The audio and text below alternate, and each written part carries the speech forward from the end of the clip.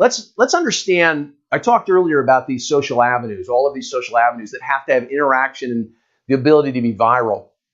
And I want to be clear that there are a lot of wasted social efforts out there. People who think they're doing social selling and they're really not, because they're not actually selling anything through these channels. So earlier I talked about the need for interaction and viral being required for social media efforts. Platforms without these are a complete waste of your resources. That means money, time, and effort. They're a waste of all those. And LinkedIn, unless you're in a B2B business, right, or you're a recruiter, LinkedIn is really a personal resume and networking site to advance your career. It has not been effective for social selling for people who sell to the public. See, today is about social selling that actually sells something. So while your ROI measurements can include things like engagement, everything you do with social selling needs to pass the DISC test. Does it sell cars? The DISC test. Now, or your industry's equivalent. So the DISH test, does it sell homes, right? The DISB test, does it sell boats? The DISC test, does it sell sofas? And the DISVRS test, does it sell RVs?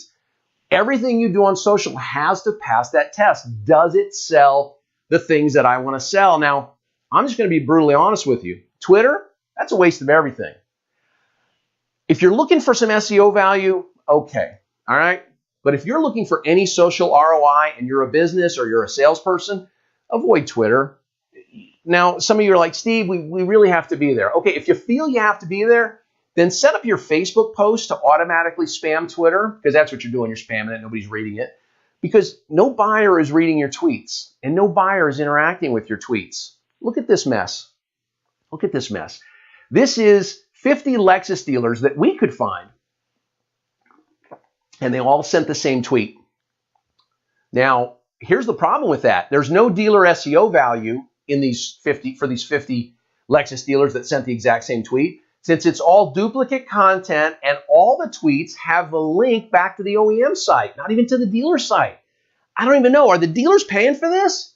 This is a waste. This is a waste for the OEM. It's a waste for the dealers. It's a complete waste, and it's not social selling. Now, some of you are saying, Steve, surely with 50 dealers, there had to be some interaction, right? I said you have to have interaction, the ability to go viral. Well, Twitter barely has the ability to go viral, even for viral tweets. It's not as viral as what Facebook can be. It's not as long lasting as what Facebook can be.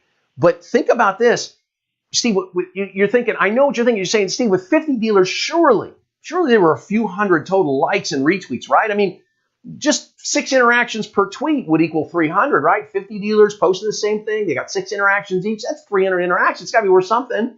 How about this? How about a total of 2 interactions?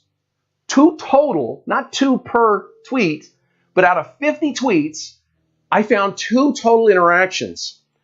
One was a like from probably a bot, right? This guy with his mugshot picture up there or whatever it is. This guy's liked 80,000 tweets, including one of the dealer's tweets. He liked. It's probably a bot because he's only done 1 tweet of his own and he's liked 80,000. So we got 1 like from a bot that's liked 80,000 other tweets, and we got a retweet from someone who hasn't even set up a profile picture yet, and he has a whopping 18 followers. Please argue with me that that's not a complete waste of time and money. It is absolutely a waste of time and money. And if you want to do social selling and you feel like you have to be on Twitter, then let's post on Facebook and let's take it through to Twitter. Now, some social platforms pass the DISC test, right? You need them to pass the DISC test. Does it sell cars?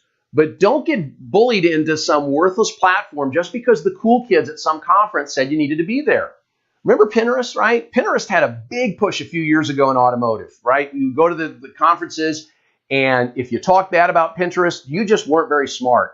Listen, Pinterest was a waste of time and money for so many dealers who listened to the quote-unquote experts. Now, I understand some of you, no, Steve, wait, we sold some cars on Pinterest. Okay, great. You put in this much effort, right? And you sold this many cars. That's what I'm talking about. It's return on investment. And so let's focus on the social platforms that pass that DISC test for us, right? So the way to do that is know your place, okay? What's going to resonate with your buyers is different based on each entity, okay? So for example, the OEM. What's going to resonate with their buyers is things like branding. If they have a cool performance car, a new Mustang, whatever, logoed merchandise, right? And they can be on lots of platforms. The OEM, Ford, they can be on Pinterest, and it's valuable to them because they're doing branding. But when you get down to the dealer level, really what's going to resonate with customers today on social media is things that you do in your community, right? The customer service things that you do, and then any deals you have, real deals, not just vomiting inventory on them, but showing some real deals. And finally, with the salesperson, what's going to resonate with people and have you social selling cars, selling trucks, selling RVs, selling whatever, is that trust, right? That's going to resonate. Having trust, creating a sense of being authentic, projecting authenticity and being a friend in the business. You cannot develop that through Pinterest. I'm sorry. If you're selling furniture, maybe, okay? But most of you are selling cars, you're selling homes, you're selling RVs.